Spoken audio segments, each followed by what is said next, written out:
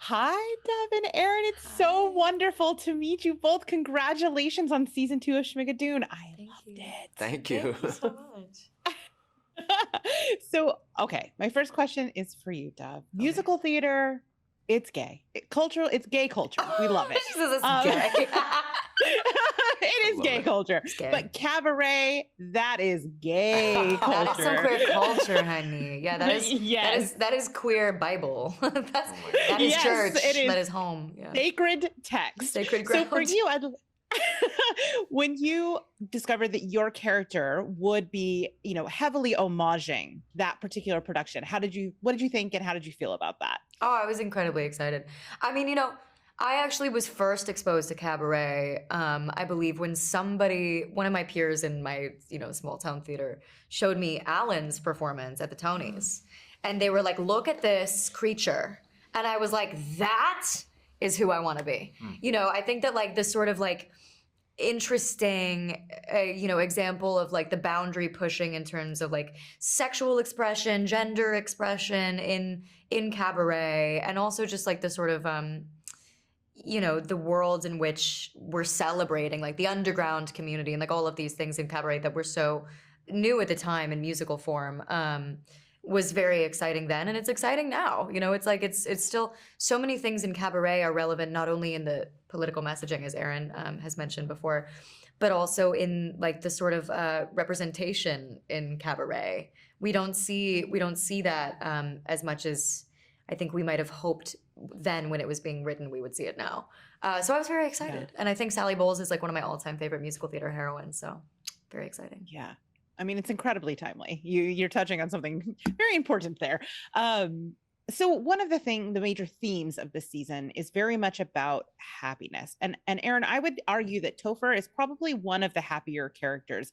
And he complicates sort of the narrative that we had in the first season, where happiness is actually much more sought internally. And what he's kind of after is like enlightenment and purpose. Can you talk a little bit about that dynamic with your character this season? Talk about enlightenment. Yeah, I think I think Topher starts as somebody who is has a very good purpose and a wonderful goal to bring enlightenment and happiness to the masses, right? And like on a macro level, but maybe the internal micro happiness is the thing that he's really not in touch with. And I think what's really wonderful about this season is our characters don't only exist as these kind of one-dimensional things for Josh and Melissa.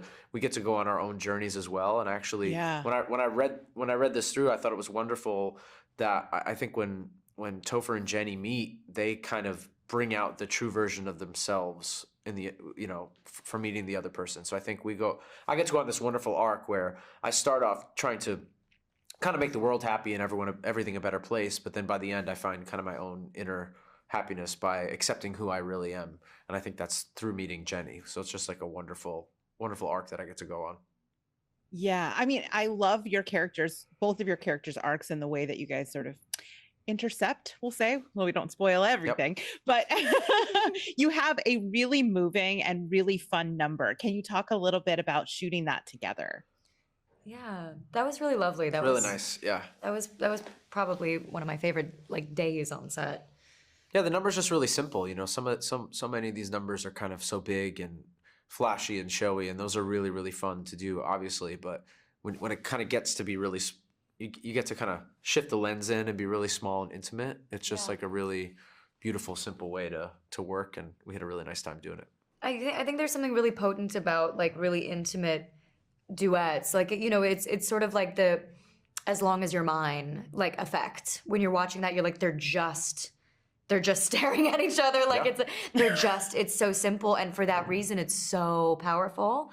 And I think when we realized that we were going to have the opportunity to just like sing at each other for 2.5 minutes, it was like, that was really nice. Yeah, it was really nice. It was very like intimate and one of those things you like leave and you're like, wow, that was like, we after every take we were like, I think that was good. Yeah, like, I think we're good. Being like, high five. Yeah. That felt nice. Like that felt right. Oh, do it again? Sure. Why not? Yeah, it was lovely.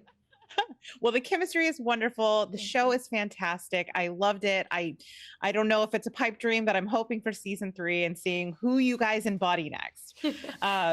Thank you so much for taking the time to chat with me. This has Thank been you. so much fun. Thank you. And thank you for color coordinating with me today. Yeah. I know that we had a call earlier. email. Yeah. You know. You killed it. Have a great one, everyone.